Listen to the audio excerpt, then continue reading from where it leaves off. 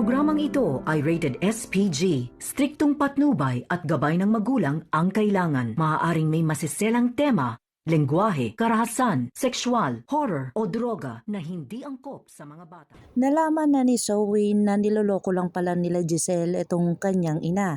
Dito na pinarusahan ni Giselle si Moira kung saan talagang pinalinis niya ang buong apex nito.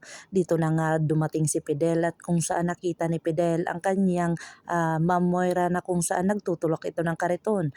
Tutulungan sana ito ni Fidel na kung saan inawat ito ni Giselle at wag daw tulungan dahil nabistado na nga itong si Moira, nag-uusap ang mga kaibigan ni Annalyn doon at nandun din si Fidel. Dito na nalaman ni Fidel na nabuking na itong si Moira. Akala niya DNA test nito ni Zoe at saka ni Annalyn na kung saan hindi pala ito. Dito na nanahimik si Fidel na kung saan nag-uusap ang kanyang mga kaibigan doon sa Apex Medical Center dahil sa na chismis nga itong si Moira ay naglilinis ng buong Apex. Agad-agad naman itong nabalitaan ni Zoe na ang kanyang ina daw ay naglilinis ng buong Apex at talagang hinanap niya ito. Nakita niya dito na talagang naglilinis ito ng kotse ni Don Pepe. Dito na sinugod ni Zoe itong si Don Pepe pagkatapos niyang tanungin ang kanilang abogado dahil wala itong katunayan na maikukulong itong si Moira.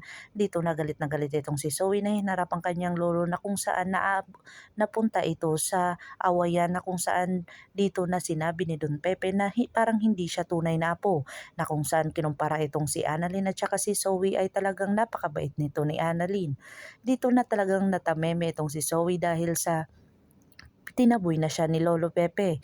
Dito na nga ay hindi na siya talagang inaasahan pa na magiging apo niya ito na kung saan nagdulot ito ng palaisipan sa matanda. Sinabi niya dito sa kanyang sarili na baka hindi niya totoong apo si Zoe dahil sa talagang napakapangit at hindi magandang ugali na ipinapakita nito sa kanya.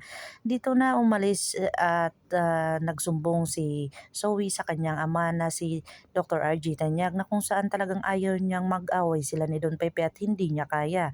Dito na nga itutulungan siya ni Dr. RJ para maging maayos sila ni Don Pepe, pero ito ay dumating at nabutan ni Don Pepe itong si Zoe na nagsusumbong sa kanyang ama na kung saan nalaman tuloy ni Dr. RJ Tanyag kung ano ang mga ginagawa ni Zoe sa kanyang lolo.